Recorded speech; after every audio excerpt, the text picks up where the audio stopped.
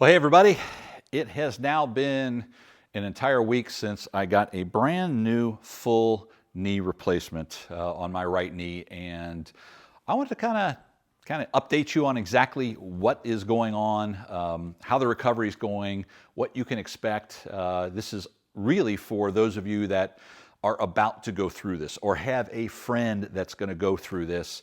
I want to kind of let you know at least what the first week has been like for me, so you know what to expect. So let's go ahead and dig into it. So give me a minute here to hobble on over to the couch here. And as you can see, I am now using a cane. I've kind of graduated from the walker a couple days ago, and I'll talk about that in a little bit. But let's start at the very beginning. I've been struggling with bad knees for, probably about 7 years. About 4 years ago, I was told I needed knee replacements. I tried everything to avoid this. I wanted to delay as much as possible, and delay I did. I tried everything and had to throw in the towel because, for me, it was not working. I have a different video that shows all the different things I've gone through. So last Thursday, I got my knee replaced. And so how did that surgery go? So I woke up, I think the surgery took maybe about an hour. I was on drugs. I have no idea exactly how long it was, but they told me it was going to be about an hour. And there were no complications from what I know of. And a couple hours later, I was pretty much discharged. It was outpatient surgery. I know a few years ago they used to keep you overnight or keep you in the hospital for a few days. Now they kind of kick you out the door, depending on you, of course. I mean, this is my experience here. So at the hospital, woke up tons of pain, and it hurt. I was not comfortable at all when I woke up. They gave me all kinds of drugs. They gave me a couple shots of fentanyl, not the street stuff apparently, but the actual good stuff, the stuff that kind of allows you to live a little bit longer. So that knocked the pain down enough that I was able to actually get out of bed and have my first quasi physical therapy, which was to get up and walk around with a walker. So within a couple hours of the surgery, within maybe a couple hours of me waking up and having my wits about me, I'm up and walking, which is pretty darn incredible. It's amazing how quickly they get you up on your feet after this. Wife took me home, and I pretty much spent the rest of the day in bed with my leg elevated, with ice on my knee, and chewing on OxyContin. So I took, I think I had a couple Oxy that on that first day that I could. I think the next morning I took it because I was uncomfortable when I woke up. Slept like a baby for the time that I did, that I was able to sleep. But you're sleeping with your leg elevated, so it's not. I'm a side and stomach and flipper and flopper sleeper. So me trying to sleep on my back and not move and have the leg elevated all the time is not a recipe for a very peaceful sleep, but hasn't been that bad. So next morning, woke up, took some drugs. Wife took me to the physical therapy place and had my very first official physical therapy, which let me go over it. So what they basically did for me is they took this, I had a big bandage, a big ACE bandage wrapped all the way from my thigh all the way down to my ankle. And they took that off and they revealed this right here. Not the dog. Say hi, Maggie. They revealed this knee right here, which she is so good with this.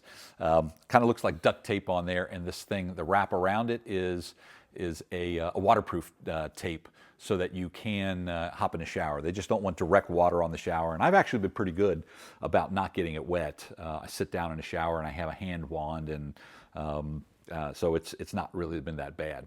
But let's talk about that first physical therapy. So what they do is they unwrap you, and then they take some measurements right away of the knee. So what they're doing is they want to find out how straight you can get your leg, because that's extremely important. You got to get your leg straight and get it straight as quickly as possible. Tear all that scar tissue that's trying to form, because that's going to form the way that you're able to walk and how you're going to be able to operate the knee later on. So you want to make sure you get your knee as straight as you possibly can, as quick as you possibly can. And then also they want to see how much bend I actually have in the knee. And the numbers I had, if numbers serve me right, 108 degrees of bend and about 2 or 3 degrees from fully straight, which the numbers were, from what I understand, pretty darn good.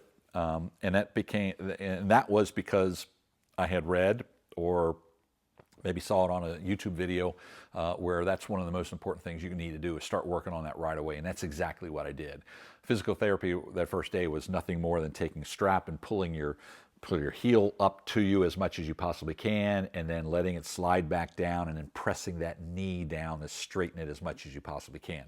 It is not comfortable to do that. It is painful as hell to do that. At least it was for me. So it wasn't fun to do, but you got to put in the work. And that's, if I have one tip for you, the physical therapy, do it, work hard at it, and I think the more you put into it, the more you're going to get out of it. So that's physical therapy for the very first time. They told me, excuse me, they told me in 4 days, when I come back for my next PT appointment, which happened to be this past Tuesday, 4 or 5 days, that they don't want to see that walker anymore. They want to see me walking with a cane. And that's exactly what I did. So I'm actually using this about, I'd say probably 3/4 of the time. There's a lot of times when I'm walking around the house that I'm not even using the cane. But I'm being smart about it. As long as there's something out there, if I kind of lose my balance, I can grab on. That's when I'm walking without the cane. But if I'm walking across, and we have some big wide open areas in this house, I'll use the cane when I'm walking all the way across the house. But at night, a little pro tip for all of you. At night, regardless if you're using the cane or not, I would keep your walker handy. Okay, this baby right here, I keep next to the bed. Let's see. And what's nice about it, it has this little seat on there too, because it could be your little carry pal when you kind of need to carry things around the house or get your ice or things like that. Where was I going with this? Oh, yes, at night you want to have this sucker there, because if you're like me and you wake up in the middle of the night, you gotta go, but you're not moving very quickly. Okay, you got to remember that. I don't care how big or small your house is, that bathroom is going to seem like it's a football field away, and you want to get there as quickly as possible, if you know what I mean. So having this when you're a little bit more unstable, your leg's been straight, and now you got to kind of bend it to walk a little bit. It's not comfortable, so you're going to move slow, but you can't move slow. You understand the dilemma, okay? So keep this baby nearby. Ice is your friend. Keep your leg elevated. Keep it iced as much as possible. This is what I used right here, this little ice machine. Fantastic little sucker. You put ice on the inside of it, and then this little thing goes around your knee, and then you turn it on, and it will pump cold water into the pad around your knee, as long as there's ice inside this bucket. This particular one, I think I paid about $100 for it on sale on Amazon.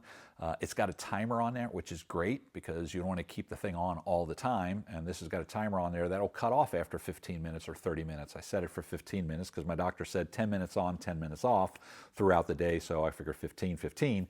So it automatically does that, because if you happen to fall asleep and you have this thing on, you can do some damage to the skin because it's just too cold for the skin. Let's see, drugs. Drugs are your friend. Don't be a hero. Take the drugs that you need when you need them. Get yourself off the hard stuff as quickly as you possibly can. For me, that was probably about 2 days. And don't be a hero. Stay ahead of the pain, but don't be shy of the pain, because the pain's going to be there, and the pain is your friend, because the pain's going to kind of let you know if you're pushing things too hard or not. Okay, and so you don't want to be totally numb to it, but then again, you don't want to try to be a hero and all of a sudden the pain gets too bad and you're having a really, really bad experience with this thing. So real important. Let's see, what else can I share with you? Overall, it's not been bad. It's not been great either, but I've certainly heard some horror stories in the past from some people, and I have not experienced those horror stories, thankfully. My first real physical therapy, the first one was just the stretching and the measuring of the leg and things like that. The second one happened about 4 days into it. I mentioned that they didn't want to see this walker anymore. They want to see the cane. And I pushed it really, really hard. Now, everybody's going to be different. Everybody's pain level is going to be different. Everybody's physical fitness is going to be different going into this entire thing. So the exercises I did may not, and probably won't be the same ones that you do. But I pushed it hard. I was doing some exercises that were reserved for people that probably are maybe weeks into this. I did that on physical therapy appointment number 2, but that's because I was doing deadlifts and squats and back squats and pushing and pulling weights up until the day of my surgery because I wanted to keep my leg muscles as strong as possible, and that's kind of a good thing. If your knees have been hurting for a really long time and that's kept you away from doing any leg work, you're definitely going to want to do some leg work prior to this. Okay, so that's pretty much it. I just heard my wife come in, you heard the dogs barking, so I better shut this video off and I'll talk to you guys in the next video. Now, if you know of anybody that's going through this or will be going through this, pass this video on to them. I would really appreciate it. Give it a thumbs up. If you got some questions, if you got some war stories you want to share, drop them in the comments down below. If you want to make sure that you get access to all the videos that I'm going to be doing about this knee replacement, be sure to click that little bell notification down there. That way you get notified every time I post one of these videos. That's all going to do it for today. See you guys in the next video. Thanks for watching.